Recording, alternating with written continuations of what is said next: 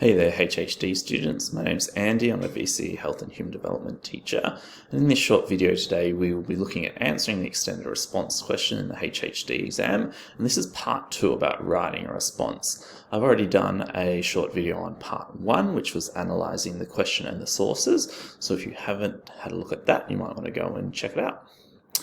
So before we talk about how you might want to structure your response, you should probably think about how this question is marked. So because it is the extended response question between 8 and 10 marks in the exam, it's marked a little bit differently to other questions. So it's marked globally using a rubric approach. And so that means that even though it's out of typically 10 marks, that's not necessarily 10 points that markers are going through your response and looking for. They're reading your answer from start to finish and thinking about, is this a high, medium or low response? And then once they decide if it's a high, medium or low response, obviously in relation to the sources and the question, etc., they then think about, is it a high high, a medium high or a low high, etc. And then using a rubric, they're able to allocate it a set of marks that are allocated to either a high, medium or low response. And so when reading across your response and thinking about whether or not it is a high, medium or low response,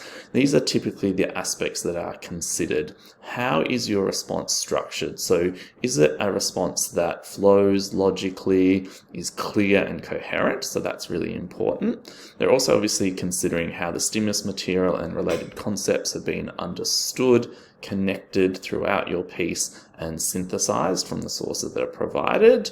We're also often looking for how a student's own understanding has been used to formulate the response. So have you brought in other HHD knowledge, okay, from what you've learned throughout the year that's not necessarily represented in the sources, but obviously how well the specific content aspects of the course have been integrated into an answer are also really important, and that obviously depends on what the part of the course or parts of the course the question is focusing on. So it's important to have that in the back of your mind when you're thinking about structuring and writing your response. So when it comes to writing a response, you probably have between about 10 and 15 minutes in the exam to write your response. So in reading time, I would be taking some time to plan your response briefly in your mind. So thinking about the sources and the question like we covered in the previous video, and then thinking about how you could structure an answer so that it flows logically and coherently and addresses all aspects of the question. So when you're writing your response, you need to make sure that you're referencing all of the sources if you're really aiming for a top mark. And so there's some ways, different ways that you can do this. So some students take the block approach where they write a paragraph about source 1, a paragraph about source 2, a paragraph about source 3, but probably the best answers are able to weave the sources throughout their answer. So in paragraph 1 they might mention 2 of the sources, and in paragraph 2 they might mention another 2 of the sources, and so these are often the answers that achieve the really high marks. You can use brackets after a sentence or statement to demonstrate that the information that you've just referenced does come from a source. So you might just put S1 in bracket or source 1 in bracket after a statement to demonstrate that this information comes from a particular source, if that helps your answer to flow more smoothly. And just remember, there's different things that you should be considering in your response depending on the command terms in the question. So when you're writing a response, make sure if the question is asking you to analyze, to consider whether or not all of the information provided in the sources are going in the same direction, and if not, the information that wasn't necessarily going in the same direction, you should try to highlight that and what that might be showing.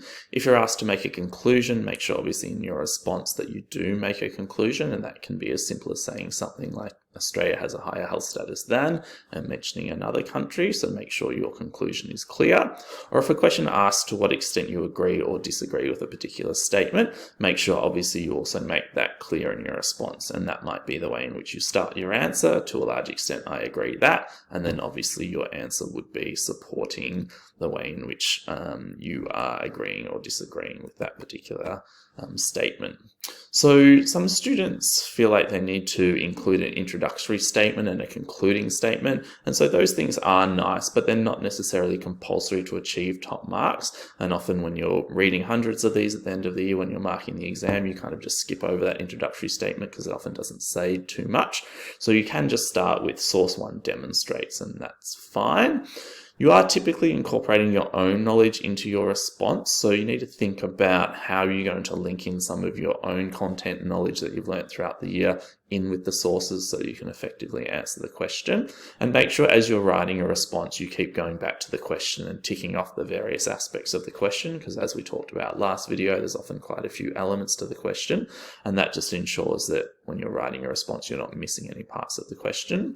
And some students even like to highlight aspects of their answer that demonstrate the different parts of the question that they're answering, and that can help direct markers to that aspect of their answer. So that's not necessarily something that is an issue.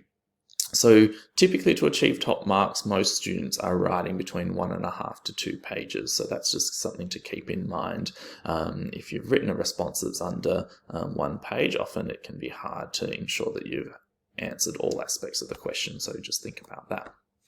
Students often ask, when should they attempt this question in the exam? And so obviously the question is typically worth 8, 9 or 10 marks. And so you don't want to spend a disproportionate amount of time of that and take away, I guess, the opportunity to spend time on all of the other aspects of the exam. So you should typically set yourself a time limit. And as I mentioned before, I'd probably be setting yourself between 10 and 15 minutes at the max to attempt this question. And I would recommend leaving it until last.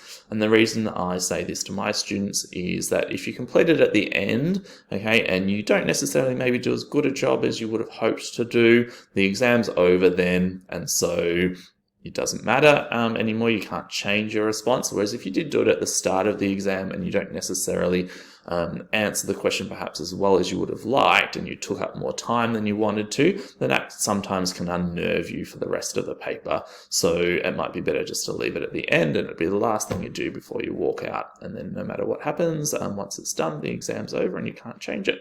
And that's obviously just my advice.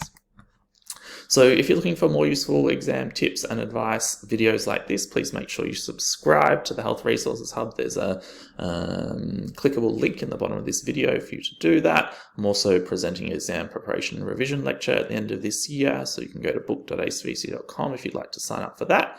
You can follow us on Instagram and Facebook, and if there's any other ideas that you have of videos you'd like me to make between now and the exam at the end of the year, because I'll be putting out one each day between now and then, you can email us at info@thehrh.net.au. Thanks so much.